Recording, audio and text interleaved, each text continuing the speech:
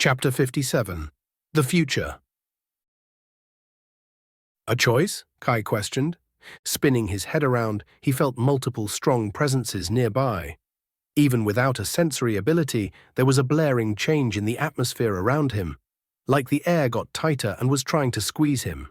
From inside the mists, a dozen Kitsune crossed the boundary onto the mural floor. The sight was awe-inspiring. They were all in their true forms and easily towered over him as they approached. Despite their new forms and 9 tails, Kai could identify each of them by the patterns and color of their fur. Even though Akan was considered their matriarch, she was the smallest of those present, but something told Kai she was the strongest among them. Sigma, Ursa, Canis, Proxima, Vela. Kai started naming the Kitsune strolling toward them. It was intimidating, but read no malice on their fox faces, only humor and intrigue. So the little pup has grown. A masculine voice entered his mind. Kai looked around, trying to figure out the owner of the voice, but none gave any motion that it had come from them. They surrounded him and Andromeda in a loose circle. 9-tailed Kitsune, Sainan. 9-tailed Kitsune. 9-tailed Kitsune. 9-tailed Kitsune. 9-tailed Kitsune. Only Sigma was 4 question marks, the same as Akane. I guess it's Andromeda now. Going to take some time to get used to it. So what is this about? I already told Andromeda that I'm not tasty, Kai jested. Throaty chuckles vibrated the air from multiple sources, but unlike the capital's cobbled stone flooring, the muraled stone below didn't even crack or shake. Very few in the village come to know of our true nature. Only those we deem worthy or like you, who find out in extreme circumstances, know of our existence. Kai simmered at the slight, but he knew he was truly nothing in their eyes. Only a forging realm brat. One of millions, perhaps billions. Normally we wouldn't have revealed ourselves to you until your ascension to the 5th realm at minimum. It is only because the matriarch favors you that we appear before you now. Kai had enough of getting ragged on. All right, so tell me, what is this choice that Andromeda mentioned? A moment more, little pup. We will have additional guests joining us before we discuss your options, Akane said in a teasing tone. Through the mists emerged 3 human silhouettes that Kai immediately recognized as his family. His father, mother, and grandfather had apparently come to join the super-secret meeting. His mother ran to him the second he was in sight, completely unfazed by the gathering of giant 9-tailed Kitsune. His father and grandfather merely shook their heads as they watched Kai being swept up in a hug. My adorable son, his mother squeezed hard. I'm so proud of you. Making it to the finals, she squeezed harder. Mom, Kai choked out, hugging her back. He thought they would be less sentimental, but his father and grandfather both hugged him tightly as well. It was a little awkward since he was still in his Alderlight armor. I'm so proud of you, son, his father said. You guys know about all of this? Kai asked the obvious question. Of course, we are descendants of the village founder after all. Your father is head of the guard, and his marriage to me also makes him in the know. His mother air quoted the last word. Kai absently nodded. While Kai had lived 2 lives, this was still a lot to take in. The destruction of the city had only occurred a few hours ago. Now he had to wrap his head around his family being tenants. He didn't really know what they were considered. They lived in a village filled with near-godlike monsters. The silly village tale had turned out to be real. This was a lot to take in, even after a second life. Okay, Kai drawled. Not that I'm not happy to see you guys or anything, but I'm honestly burning with curiosity about why I am here. It's nothing bad, son, his father said, picking up on Kai's tension. We want to discuss your future, specifically your immediate future. Right, Kai drawled again. I thought the plan was to attend the Prime Academies if I won first place in the tournament. I know I didn't exactly win, but that was We know you did wonderful, Kai, and certainly you qualify for our deal if that is what you still desire. Just listen to Andromeda for a minute. Life is certainly about choices, one single choice after another, all leading to the present time. Most choices are of non-significant value, and sometimes they could lead to tragedy. And boons on occasion, Andromeda started. He gave her a stare as to get on with it. There is a point to all this monologuing, Andromeda claimed. She projected seriousness, causing Kai to focus. By the gods, the young are impatient. Because you have two very caring parents, they are willing to provide you with options such as attending the Prime Academies, but there are other alternatives. For instance, you could join the Adventurers Guild immediately or do anything else, really. Whatever your heart desires. But if you choose to attend the Prime Academy, I have a favor to ask of you. Andromeda's eyes glowed crimson for a moment, more than usual. Another presence joined them as it entered through the mists. All of the Kitsune and humans turned to watch the newcomer. It was another Kitsune, but it appeared as a fox. Crimson fur covered most of the body. Each foot had black fur appearing as if she was wearing boots. Even though Akane was one of the smallest foxes in the village, this one was even smaller, about a third of the size. The little fox looked absolutely adorable. Kitsune, Foundation Level 65. It had a different identify tag than Akane's fox and true form. Did that mean it was a different species, or was there something else going on? The little fox looked cowed and nervous, more so than Kai despite being surrounded by those of what he assumed were her own kind.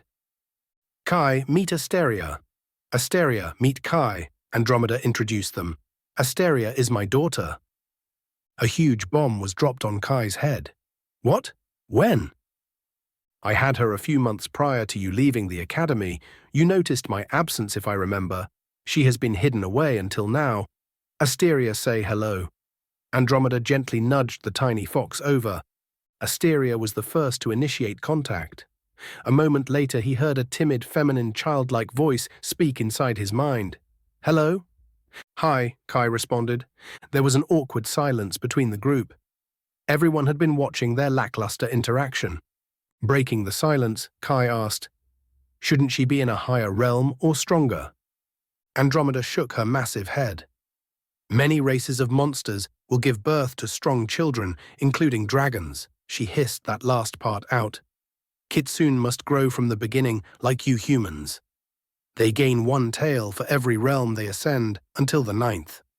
Kai saw that every Kitsune here had 9 tails, meaning they were all in the Paragon realm at minimum. Sigma and Akane at the very least were probably higher. They were all existences that could single-handedly topple an empire. Only 1 year old, Asteria here is very special. She is the first Kitsune born since the Great War. Kai did a double-take between Asteria and Andromeda.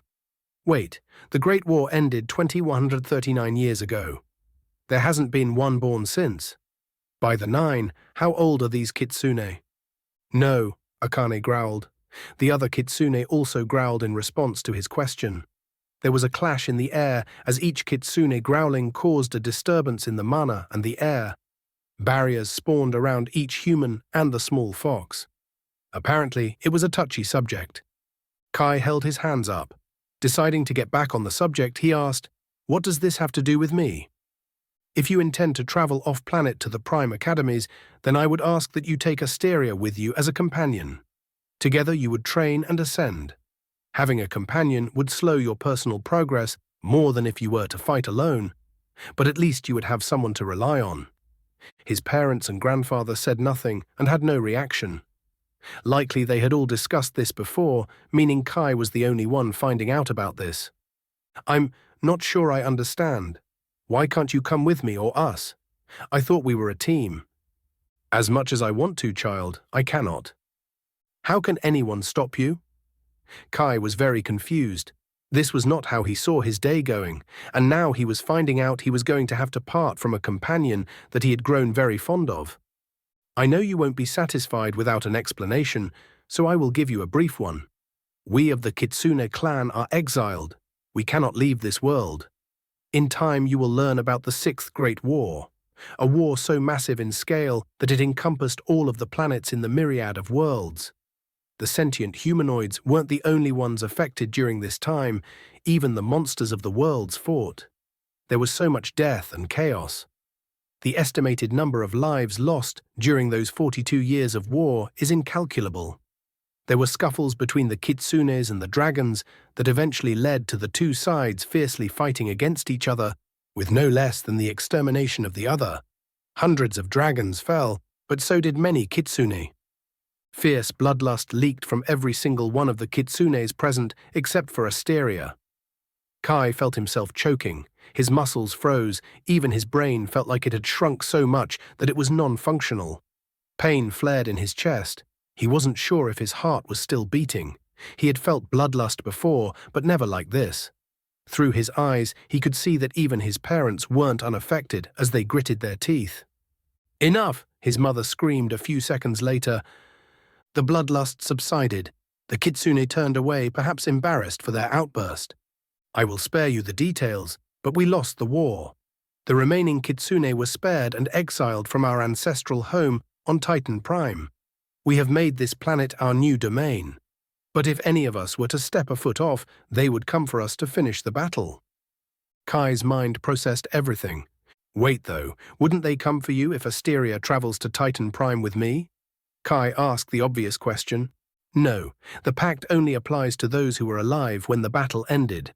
Asteria may travel freely with you, though you should still take precaution should you wish her to join you."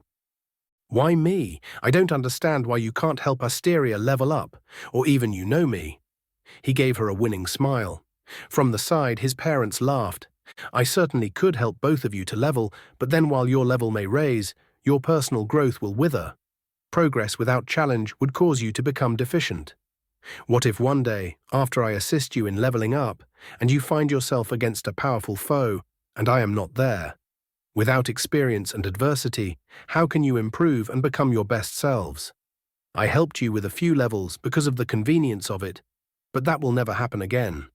I would be holding you back from your true potential if I was there to save you at every fight or did most of the work for you. You must earn it. But I think you know that deep down," Andromeda rumbled. Kai gripped his hair. This entire conversation was stressful. What if we die? It was one thing if Kai died in battle, but now he felt fearful about letting down the Kitsune. If the worst happened, and the first Kitsune in over 2,000 years to be born died while under his care, he would never forgive himself. Then that is simply fate. But Kai, of all the people in the village, I chose you. I purposefully joined you during the last year to judge and observe you. I have found you capable and worthy of protecting and raising my daughter." Kai's breathing became heavy. It was a lot of responsibility and trust to place on someone in the forging realm. Did she not see him struggle throughout the year? She must have, which meant she still trusted him with something so precious. It was too much. "I will ask one more time, Kai. Will you let Asteria join you on your journey?" Kai didn't know how to respond. It was an incredible offer to have a monster with such potential join him. When he looked down into the inquisitive face of Asteria, he knew his answer. "Yes," Kai choked out. He nodded his head as well. "I do want to go to Titan Prime, and I will be happy to let Asteria join. I will protect her." Protect, but do not coddle. The group returned to the village, or more specifically, they teleported there nearby. It was his first time teleporting. It was a surreal experience to see the land before your eyes change in a split second. It was also very nauseating. All the foxes were back into their smaller forms, the villagers none the wiser. Entering the village through the western gate, Kai immediately noticed a change. Dark and black fur-covered foxes were roaming around, some traveling from shadow to shadow. Shadow Fox, Foundation Level 93. From the forest? Yes, Proxima saved them before the forest was purged. They had integrated into the village well. Already some had partnered up with a few villagers. There weren't as many shadow foxes compared to the Kitsune. They were quite easy to domesticate. While their wild tendencies exist, they do not try to harm anyone. We leave tomorrow at sunrise. Say your goodbyes to your family before then. Akane padded away abruptly. Kai watched her with a longing gaze. I guess that means you too. He shook his head and caught up to his parents down the road. The next morning he was saying goodbye once again to his mother and siblings. Garen was missing in action as usual. Holding on to him as if her life depended on it, Ariel had her arms wrapped around his neck and her legs around his waist as she was attached to him on his side. "No!" Ariel howled. "I won't let you leave." Pulling her off finger by finger, he placed his hands on her shoulders and kneeled on one knee. "Ariel, this is important. It's somewhere I've always wanted to go. Please be happy for me." She looked like she was struggling not to cry. I have a request. Akane will be staying behind. She is going to be lonely too. Will you keep her company and watch her for me? Please? His request seemed to reach her, as the next moment she nodded ever so slightly. Jacob. Kai. The two brothers hugged. If things don't work out, you can always return home. Or even if you want to visit, we will be waiting, his mother choked out, tears spilling down her face. Kai felt his stomach squeeze, seeing his family upset. It was a tough decision, but he needed this. Venturing out into the mists, Kai, Andromeda, Asteria, and his father teleported with Akane's powers. Through his closed eyelids, he could feel the sun brightly shining. As if that stark difference wasn't enough to tell him he was no longer in the Ashbourne kingdom, the air pressure and humidity had changed. The air was dry and about 20 degrees colder than his tropical volcanic kingdom. Even the ground had a different feel. Opening his eyes, he was amazed by how crystal clear the light blue sky was. To his right, the sun was just beginning to rise, even though it had only been right after dinner time when he left. Just how far had they traveled in a matter of seconds? On the opposite side of him was a city contained by massive white walls.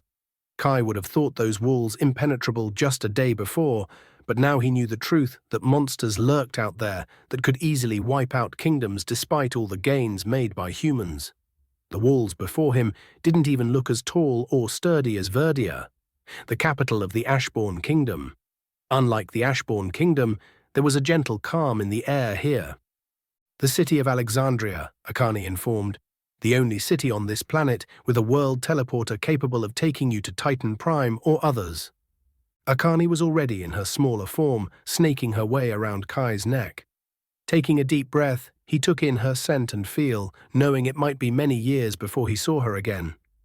In his arms, Asteria was napping already. Entering the city was easy, and it was a straight shot to the center of the city where the teleporter was located. Kai followed his father. Together they bought 2 tickets to Titan Prime, one for Kai and the other for Asteria. Before I forget, hold out your hand, Akane said. Doing what he was told, he held his hand out palm up. 1 second his palm was empty, the next it was holding a plain metal ring. A ring of storage, 1.5 cubic meters of storage, filled to the brim with food and other items. You got me a ring? Not to be ungrateful, but we really could have used one earlier this year. I know, I was using it. It was a gift from Alex. He left it with me when you became distracted by your friend. What the fuck? And only now you give it to me? Kai gave her a fierce glare that he knew did nothing to her. When the time came, an announcement the world teleporter was shifting to send the next group to Titan Prime. The next trip to Titan Prime wouldn't be for 6 days. Apparently there was a strict schedule they had to keep. Miss the transport and you would have to wait or find alternative means. Son, you have everything you need in your ring. When you get to the academy, find a teacher named Niles. He is your sponsor. He will help you. Good luck. His father gripped his shoulder. His eyes were filled with concern for his son. Kai would be traveling so far away that no one would be able to reach or save him. Handing over 2 glyph tickets, Kai walked onto the platform with Asteria still in his hands. She was awake and her attention was on Akane. If they were communicating, he wasn't privy to it. Finally, Akane's voice flowed into his mind. Kai, no one must find out about Asteria being a Kitsune. Illusions are inherent for us Kitsunes. She can mask her identifying tag from almost anyone, even in the Foundation realm. The only time she can become exposed is when she would have to use her full powers, transforming and causing however many tails she has at the time to emerge. It would become very dangerous for you if word got around. She would be coveted and hunted, and if you are on Titan Prime, I would not be able to help you. Kai acknowledged. He would do his best to be careful. And Kai, that doesn't mean I won't help or train you, but as you are now, you're too weak. Come back after you have attained at least the 5th realm. From the platform, he could still see his father and Akane, who was balancing on his shoulder. Waving to them, he felt a change in the mana around him as the world began to shift. Good luck, Ben,